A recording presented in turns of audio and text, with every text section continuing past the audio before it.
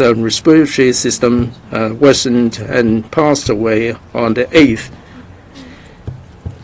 And there were 4 patients who we believe to be unrelated to COVID. The 84-year-old male with 3 shots with TB and atrial fibrillation. He was admitted to Kwong A&E with fever and shortness of breath.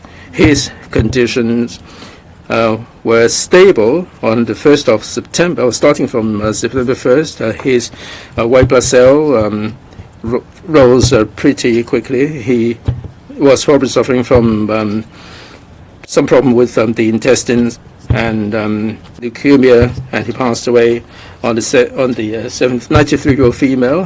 She was admitted to North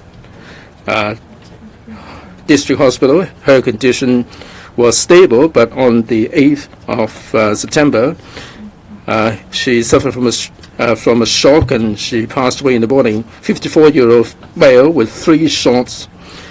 He traveled outside Hong Kong and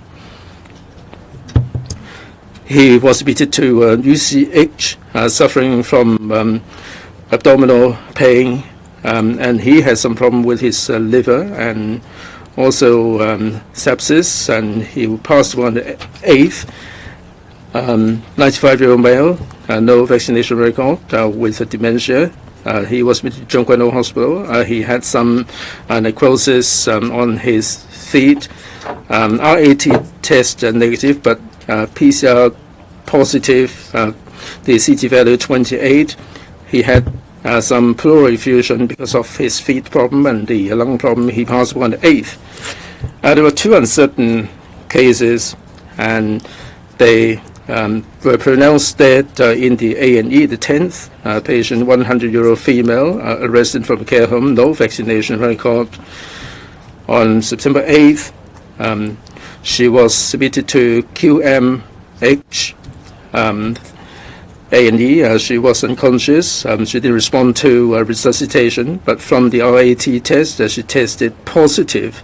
11th, 85-year-old male with 3 shots.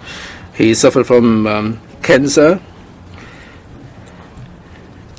And on 25th of August, he tested RAT positive, and on the 29th of August, he tested PCR positive. He's been to designated clinic.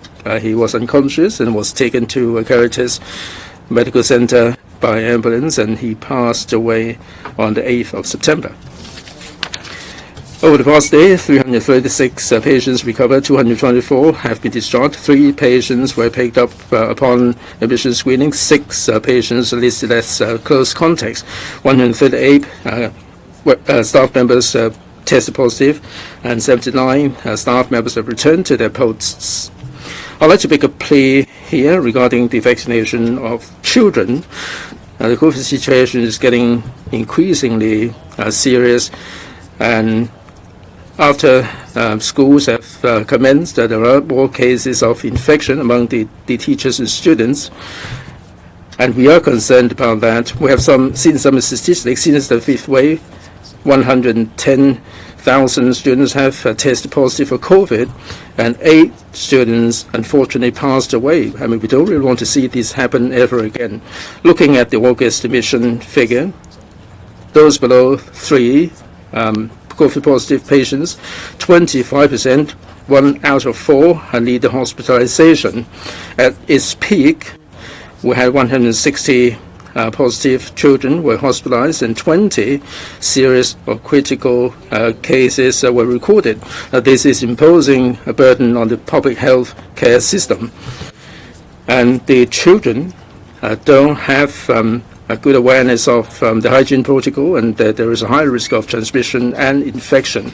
So vaccination is the best way to guard against COVID, and this would also mitigate the risk of infection and also the side effects as a result of infection. So we encourage the parents to vaccinate their children as soon as possible and to guard against the possibility of contracting COVID. Yesterday, local positive cases, 9,922, 264 59 PCR positive, 7293 are AT positive. 154 imported cases, 136 PCR positive, and 18 are AT positive. Of 154 imported cases, 63 were picked up at the airport, and day 1 to 3 and at the quarantine hotel and quarantine centers, we picked up 53, and day 4 to 7 from the community center, we picked up 34 cases. Day 8 to 10, there were 4 cases. Of these 54 cases from 36 places, 5 imported more than 10 cases: the Philippines, the US, Thailand, the UK, and Canada. And also for the other 31 places, they imported less than 10 cases. As Dr. Lee said, we have received 10 deceased cases in the 5th wave. We have seen 9,567 cases of fatality. There are 7 care homes and 3 RCHDs that reported 11 residents who tested positive. 43 residents have to be subject to quarantine. And these centers in the Eastern District, Fung Lo Care Home, and Kowloon City, Tai Zhong Care Home, Wong Tai Sin, Sik Sik Yuen Ho Yam Care Home for the Elderly, in Kwai Chung, San Man Fuk Care Home, that's in Kwai Chung Branch, Yau Chun Mong Wing On Care Home for the Elderly, and in Kwai Chung Wing On Care Home for the Elderly, and also in Kwai Chung Chung Yue Yuen Ki Yin Care Home Come Daycare Center, in Twin Woods, a New Life Care Home, and in Kwun Tong Hong Kong Mental Association, Dun Lok Hin, and in the North District, Yan Chai Hospital, Ho Tak Sam Care Home. For schools, today is Friday. We've received 707 school reports on 1,171 positive cases, affecting 984 students and 187 teaching staff. The positive cases came from 147 nurseries and kindergartens, 288 primary schools, 260 secondary schools, and 12 special schools. In the past 7 days, 530 schools have reported 2 or more cases to us. Today, we have proposed to 22 schools that 22 of the classes should be suspended for 1 week. They include 5 nurseries and kindergartens, 9 primary schools, 7 secondary schools, and 1 special school.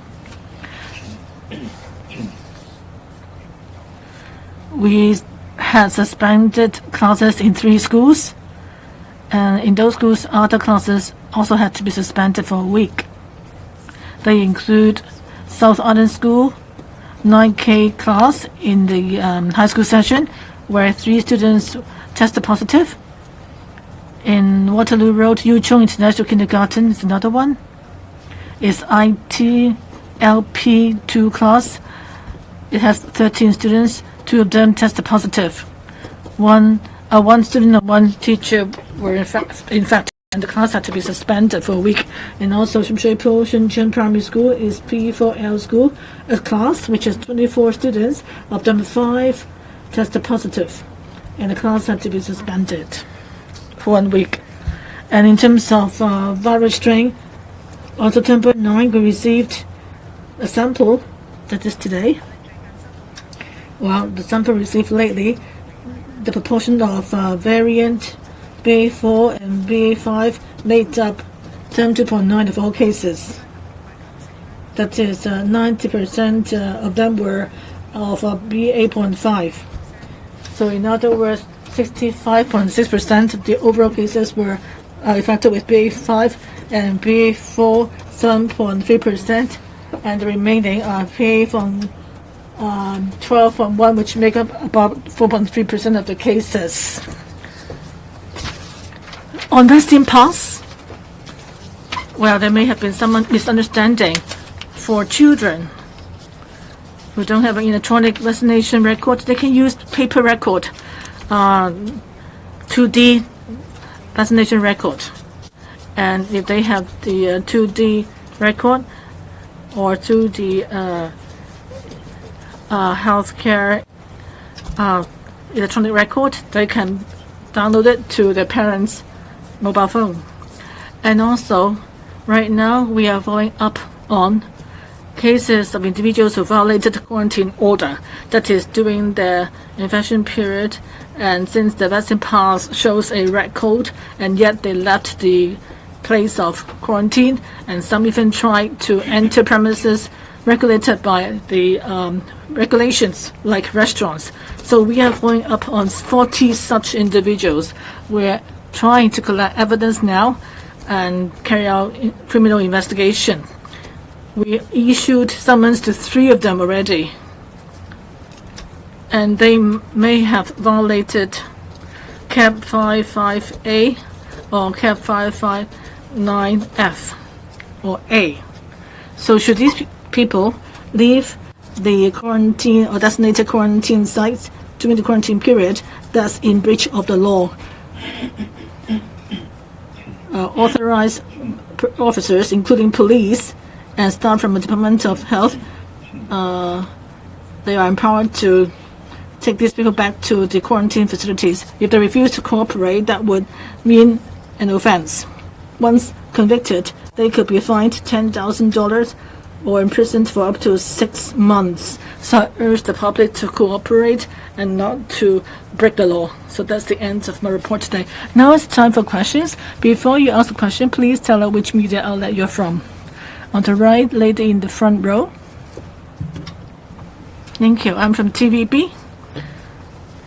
On the Leave Home app, the newly added function to verify the vaccination record is that people don't need to show their ID card to have their vaccination record verified. Are you worried about any fraud or cheating?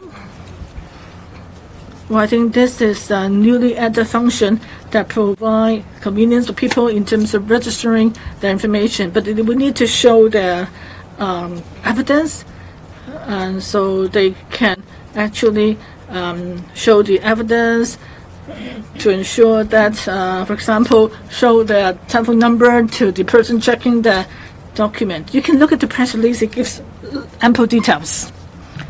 Next one, please. I'm from Now TV. On the 100-year-old female, you said that it's not certain whether it's a COVID-19 case. Did she have any chronic diseases? I know that she tested positive in RAT.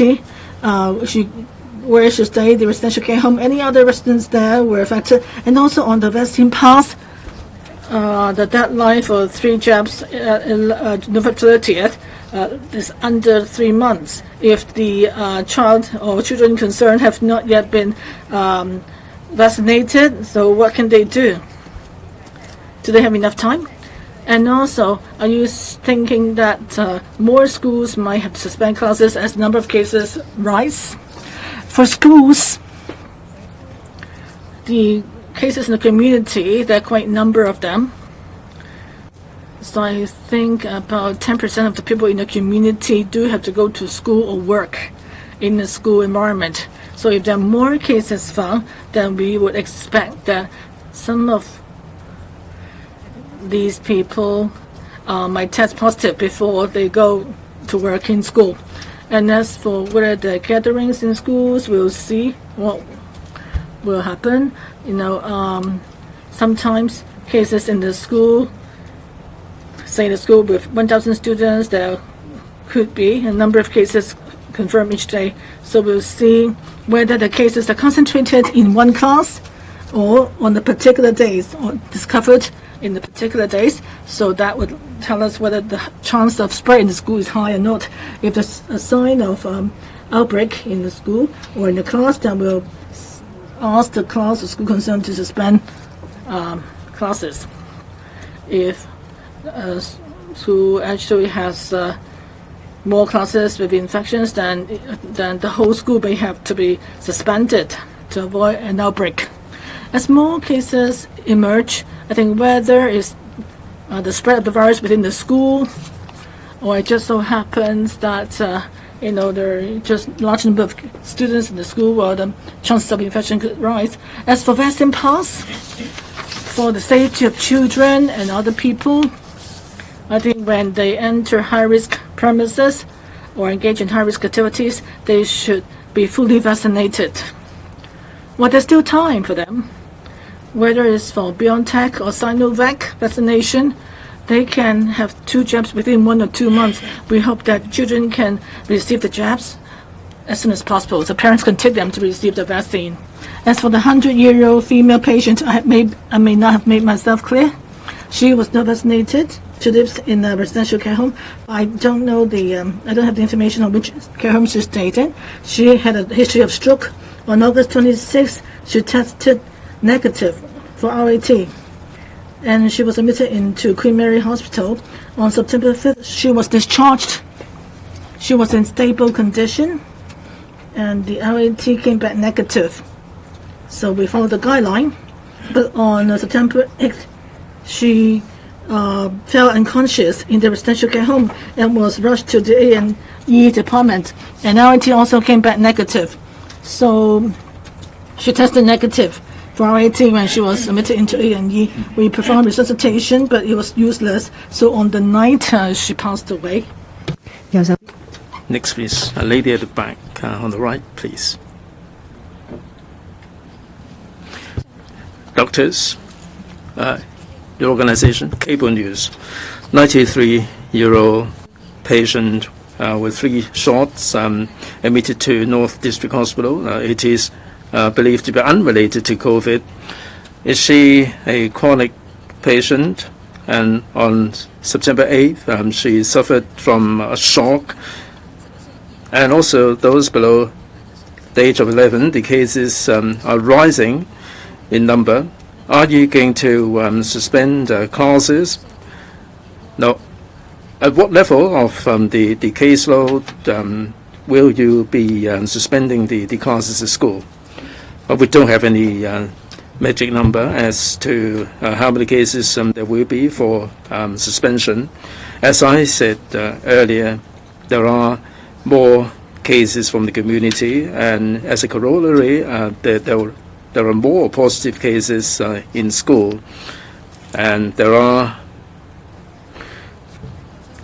something like 700,000 students and 100,000 staff members, and that's about 10% of the total population. If we have 10,000 cases in Hong Kong, there may be 1,000 cases testing positive before they go to school. If there is any congregation in certain classes or in certain schools, if there are more classes, we would advise certain classes or certain school to suspend the classes. Now, we have been implementing these measures for a couple of months, and this has proved to be effective in curbing transmission in schools. We will keep this measure on. 93-year-old female with 3 shots of vaccines. She suffered from high blood pressure, hypertension. On August 28th, she was admitted to North District Hospital for dizziness. She tested RAT and PCR positive. All along, in the course of treatment, her condition improved, and there was no case of pneumonia. On September 8th, she suffered from a shock. I cannot say categorically 100% that this is not COVID, but it seems to be more like a heart condition. Lady over there. Orange News. HA, the 50-year-old male who passed away. You said that he had travel history. When he came to Hong Kong, did he turn up at the A&E, or did he wait a little bit before he turned up at the A&E?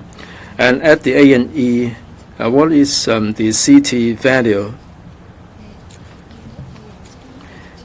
After he tested positive, was he prescribed any antivirals? And Dr. Lee, a couple of days ago, you mentioned AWE. After the Mid-Autumn Festival, there will be further supply of hospital beds. How many more beds are you going to be making available? And what is the staffing ratio at the AWE? And how many more beds can you increase by maximum? And sixthly, what is the sewage surveillance? Any data regarding the average viral load from the sewage surveillance? And during this autumn festival, do you have any plea for people to guard against the transmission?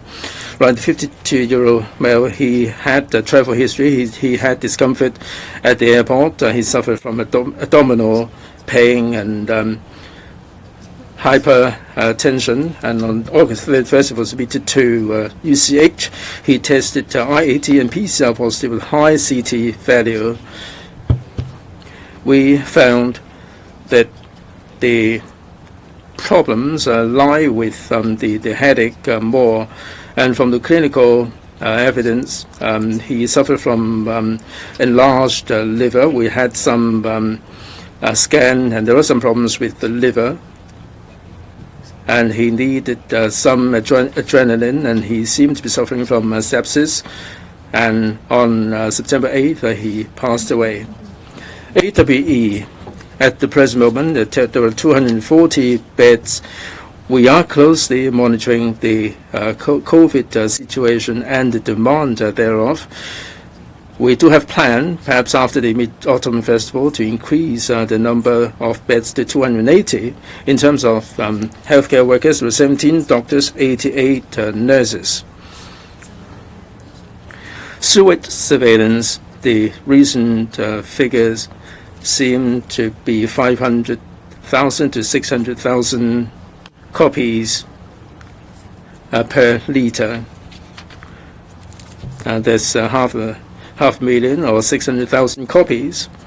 This number is really on the high side, similar to what was happening back in March.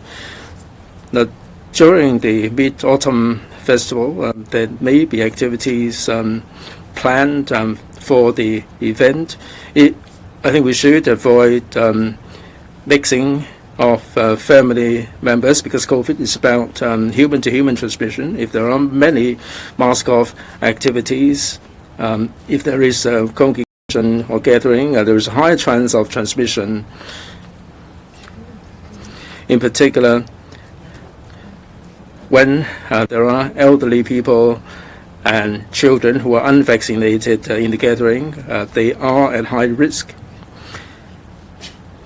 Obviously, if there are gatherings with a lot of people, we should consider having the RAT test beforehand, because we're all encouraging RAT test. If one tests RAT positive, one should report it and seize the activities. If one has undergone RAT but is negative, but he's suffering from sore throat, headache and fever, because the RAT may not register positive straight away. If someone is suffering from discomfort, they should refrain from attending these activities because there is a chance of transmission. Any further questions? Let's make it the last question. The lady at the back, please. Mingpao Daily. Today, there are some classes that have to be suspended. Are they related to the schools reported earlier in previous days?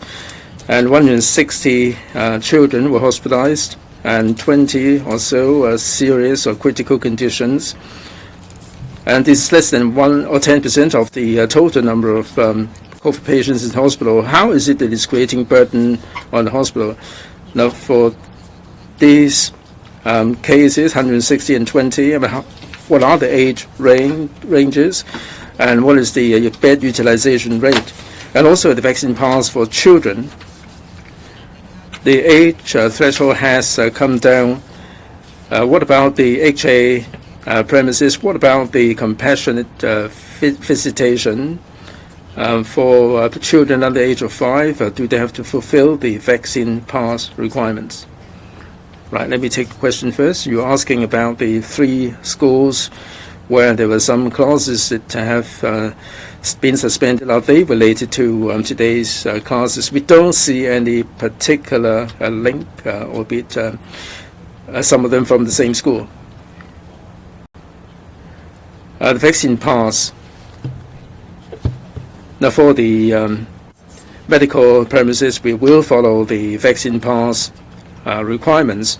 Vaccination is terribly important, in particular for the elderly, the children, and the people with underlying conditions. This can prevent any complications.